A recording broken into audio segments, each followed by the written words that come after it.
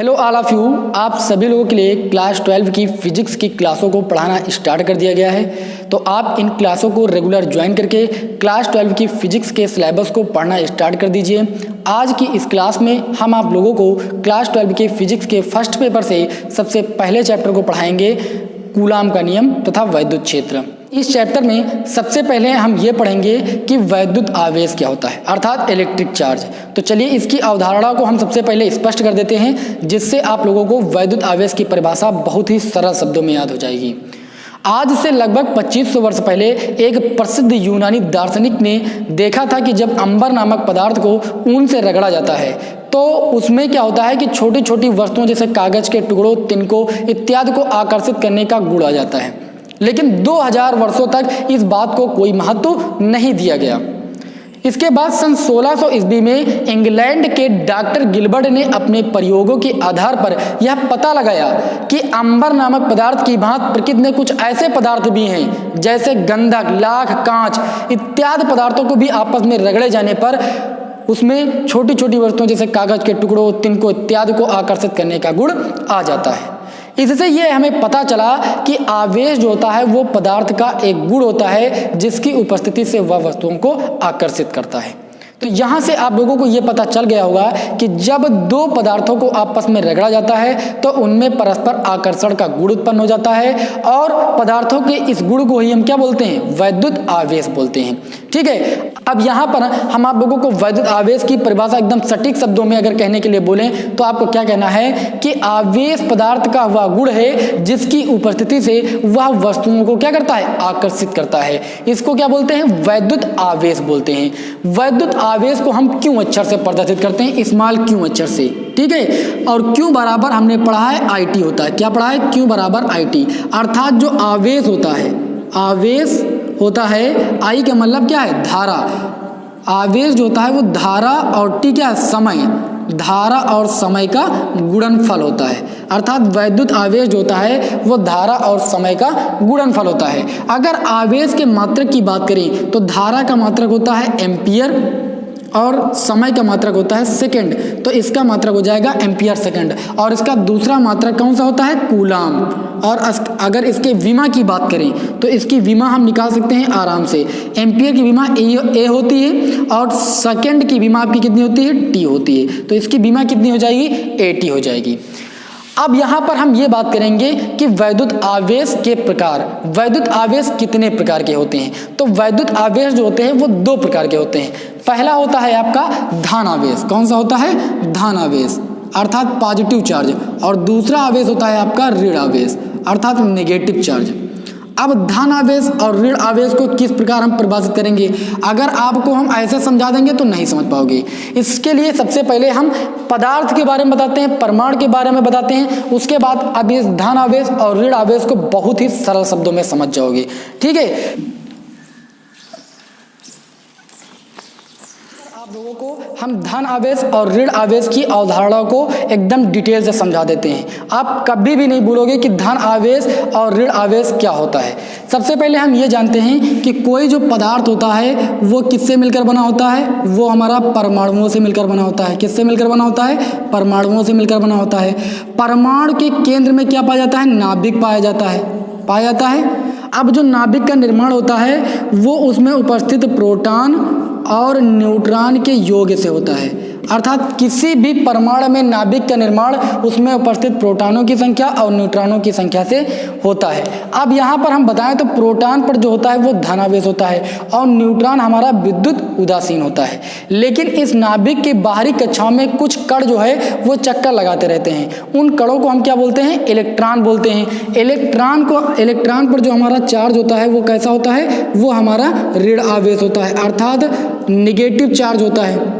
ठीक है, जितना पॉजिटिव चार्ज आपका प्रोटॉन पर होता है उतना ही ऋण यानी नेगेटिव चार्ज आपका इलेक्ट्रॉन पर होता है। ठीक है, अर्थात किसी भी नाभिक में जो प्रोटॉनों की संख्या होती है, अर्थात प्रोटॉनों की संख्या वो उस नाभिक में उपस्थित इलेक्ट्रॉनों की संख्या के क्या होता है, बराबर होता है। ठीक है, किसी परमाणु में प्रोटॉनों की संख्या इलेक्ट्रॉनों की संख्या के बराबर होती है। अब आप लोगों को यहाँ पर जरा ध्यान से समझना है, कोई परमाणु है, हमने बताया कि उसमें इलेक्ट्रॉन और प्रोटॉन क्या होते हैं, आपस में बराबर होते हैं। मान लीजिए ये आपका प्रोटॉन है, ये आपका इलेक्ट्रॉन है। अब इस परमाणु से यदि हम एक इलेक्ट्रॉन निकाल लें, ठीक है, एक इलेक्ट्रॉन निकाल लें, तो इस परमाणु में किसकी अधिकता हो जाएगी, पॉजिटिव चार्जेस की, अर्थात जो है यह परमाणु हमारा धनावेशित हो जाएगा। अर्थात हम कह सकते हैं कि किसी परमाणु का धनावेशित होना उसमें इलेक्ट्रॉनों की कमी को प्रदर्शित करता है, क्योंकि जब हम इलेक्ट्रॉन निकालेंगे तो यह परमाणु हमारा कैसा हो जाएगा, धनावेशित हो जाएगा। अर्थात इसका मतलब इलेक्ट्रॉनों की कमी होना, ठीक है, जब इलेक्ट्रॉन की कमी होगी तब वह परमाणु हमारा क्या हो जाएगा, धनावेशित हो जाएगा। लेकिन अभी इसमें हम एक इलेक्ट्रॉन और दे दें, अर्थात इस परमाणु को एक इलेक्ट्रॉन और दे दें, तो इसमें किसकी अधिकता हो गई, इलेक्ट्रॉनों की अधिकता हो गई। तो हम कह सकते हैं कि किसी परमाणु का ऋणावेशित होना उसमें इलेक्ट्रॉनों की अधिकता को प्रदर्शित करता है, ठीक है। तो किसी परमाणु में इलेक्ट्रॉनों की अधिकता है अगर, तो वह परमाणु हमारा क्या है, ऋणावेशित है। अगर किसी परमाणु में इलेक्ट्रॉनों की कमी है तो वह परमाणु हमारा क्या है, धन आवेशित है, ठीक है। तो धन आवेश और ऋण आवेश आपको डिटेल से समझ में आया। अर्थात किसी परमाणु में इलेक्ट्रॉनों की कमी होना उस पर धन आवेश के कारण है, और किसी परमाणु में इलेक्ट्रॉनों की अधिकता होना ऋण आवेश के कारण है। आई बात समझ में। अब आप लोगों को हम आवेश का संरक्षण भी बता देते हैं, कंजर्वेशन ऑफ इलेक्ट्रिक चार्ज, अर्थात आवेश का संरक्षण क्या होता है। जैसे आप लोगों ने ऊर्जा संरक्षण का नियम पढ़ा होगा कि ऊर्जा को ना तो उत्पन्न किया जा सकता है, ना ही नष्ट किया जा सकता है, बल्कि इसे एक रूप से दूसरे रूप में परिवर्तित किया जा सकता है। एज इट इज एज आपको आवेश के संरक्षण की भी परिभाषा ऐसे ही देनी। कैसे देनी, आवेश को ना तो उत्पन्न किया जा सकता है और ना ही नष्ट किया जा सकता है, बल्कि इसे एक रूप से दूसरे रूप में परिवर्तित किया जा सकता है। यही आवेश का संरक्षण कहलाता है, अर्थात कंजर्वेशन ऑफ इलेक्ट्रिक चार्ज। यहां पर एग्जांपल की अगर बात करें, ठीक है, इसको रफ कर देते हैं। यहां पर अगर हम एग्जांपल की बात करें तो एक इलेक्ट्रॉन और एक जो है पॉजिट्रॉन। अब पॉजिट्रॉन के बारे में आप लोग तो जानते नहीं होंगे, जितना चार्ज आपका इलेक्ट्रॉन पर नेगेटिव होता है उतना ही चार्ज आपका पॉजिट्रॉन पर पॉजिटिव होता है।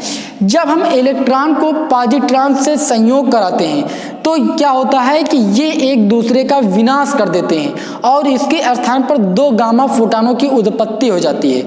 और इस प्रकार हम कह सकते हैं कि जो आवेश होता है वो हमारा क्या रहता है, संरक्षित रहता है। अब देखिए, इलेक्ट्रॉन हमारा ऋण आवेश से क्या है, आवेशित है, और पॉजिट्रॉन हमारा प्लस आवेश से जो है आवेशित है। तो जब इन दोनों का हम संयोग कराते हैं तो ये एक दूसरे का विनाश कर देते हैं, लेकिन इसके स्थान पर उत्पत्ति किसकी होती है, दो गामा फोटॉनों की होती है। दो गामा फोटॉनों की उत्पत्ति हो जाती है, ठीक है। तो इस प्रकार जो आवेश का संरक्षण वो किसके रूप में हो गया, दो गामा फोटॉनों के रूप में।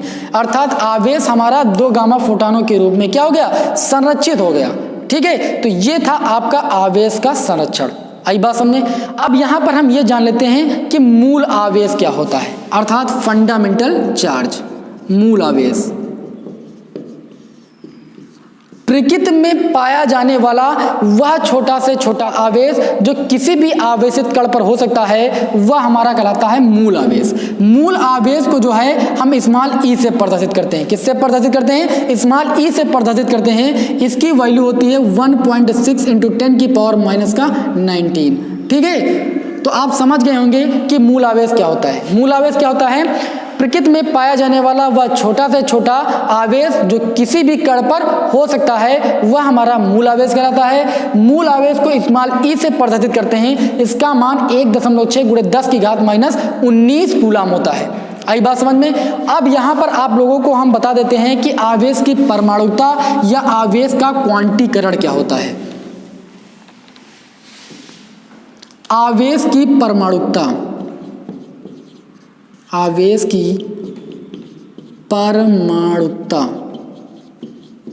या इसको हम आवेश का क्वांटीकरण भी बोलते हैं, ठीक है। दो नामों से इसको जाना जाता है, आवेश का क्वांटीकरण या आवेश की परमाणुता। देखिए, आवेश को हम अनिश्चित रूप से विभाजित नहीं कर सकते हैं। उसको हम E, 2E, 3E, dot dot dot आदि के गुणजों के रूप में ही विभाजित कर सकते हैं। अर्थात आवेश का जो विभाजन है वो अंश और हर के रूप में नहीं किया जा सकता। अर्थात जैसे 0.7, 2.5 इस प्रकार आवेश का विभाजन नहीं संभव है। अर्थात आवेश को E2, E3, आदि के गुणजों के रूप में ही विभाजित करना आवेश की परमाणुकता या आवेश का क्वांटीकरण कहलाता है। ठीक है, तो आप लोग समझ गए कि आवेश का क्वांटीकरण क्या होता है। अर्थात आवेश को अनिश्चित रूप से विभाजित नहीं किया जा सकता है। आवेश के गुणजों E2, E3 आदि के गुणजों के रूप में विभाजित करना ही आवेश की क्वांटीकरण या आवेश की परमाणुकता कहलाती है। तो आज की क्लास में आप सभी लोगों को वैद्युत आवेश के बारे में, आवेश के प्रकार, आवेश का संरक्षण, मूल आवेश और आवेश के क्वांटीकरण के बारे में बताया गया। आई होप आप लोगों को ये बात समझ में आ गई होगी। चलिए अब अगली क्लास में आप लोगों को हम कूलाम का नियम बताएंगे डिटेल से। तो चलिए फिर ठीक है, मिलते हैं आपको नेक्स्ट क्लास।